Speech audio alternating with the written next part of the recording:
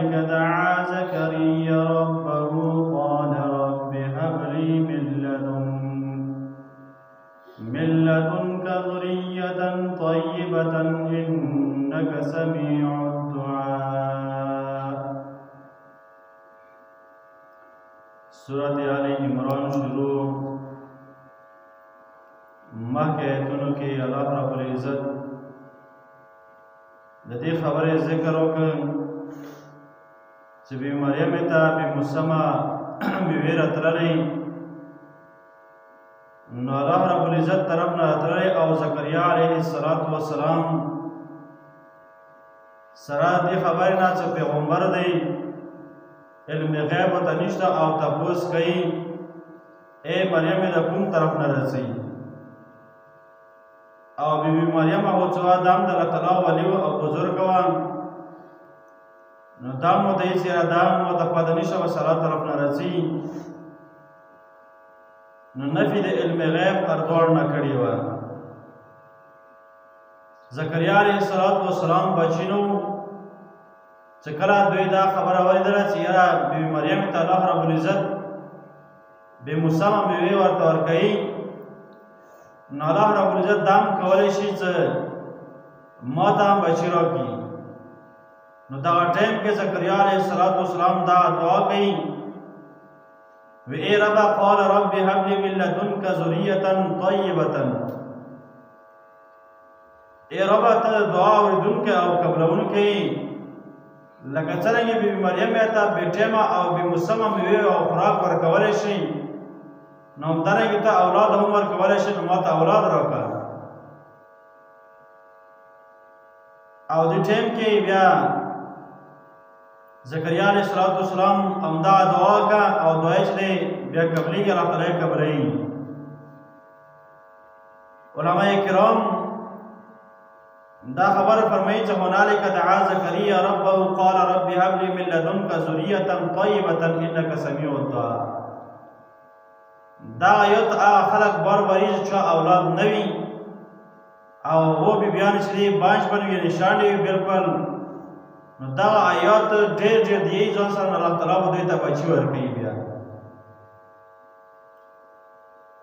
او همدارنګې بیا زیارتونو وغیره پسې ګرځېدل نه وي پکار، بس کومه خبره قرآن کریم او د پیغمبر سنتو کې موجوده وي هغه خبره بیا عمل کول د ټول نه زیاته بهتره دی. بیا هنالک دعا زکریا ربه، نو دغه وخت کې आवाज وکړ زکریا علیه السلام خپل رب ته، قال رب هب لي من لدنك ذرية طيبة. او ویلو دا خبره کوي اے زما رب هب لي وبخه ماته یعنې راکړه ماته من لدنک د خپل طرف نه، دا نه چې یاره زه تور تکړه یم زه به بچي حاصل کړم اولاد حاصل کړم، نه بلکې وګوره چې کله دا علم خبره ورته وشي چې یاره د خبرې علم راوړه چې بیبي مریم ته الله رب العزت بې مسمه میوې ورکوي، سره د دې نه چې یو معصوم دی د الله تعالی پیغمبر دی، لوی پیغمبر دی، بیا هم رب ته سوال کوي قال رب هب لي من لدنک، ای ربا ته ما ته هم د خپل طرف نه بچي راکړه اولاد راکړه، خو داسې اولاد پاک وي، داسې پاک وي چې نیکان خلک وي، د الله تعالی تابعدار وي، او همدارنګې د الله تعالی شریعت د الله تعالی کوم موجوده کتاب وي د هغو هم تابعدار وي. بل دا چې خلکو ته عمل کوي هغه عمل ښیي، یعنې خلکو ته هم د دې خبرې عمل کوي عمل ښیي چې ای خلکو تاسو هم د الله تعالی بندګان او د الله تعالی عبادت الله تعالی ته سجده لګوو، موږ هم لګوو، نو دې خبرې ترغیب هم خلکو ته ورکوي. نو دې ته ویلی شي ذریة طیبة انک سمیع الدعاء، یقینا ته اورېدونکی د دعا قبلونکی. فنادته الملائکه،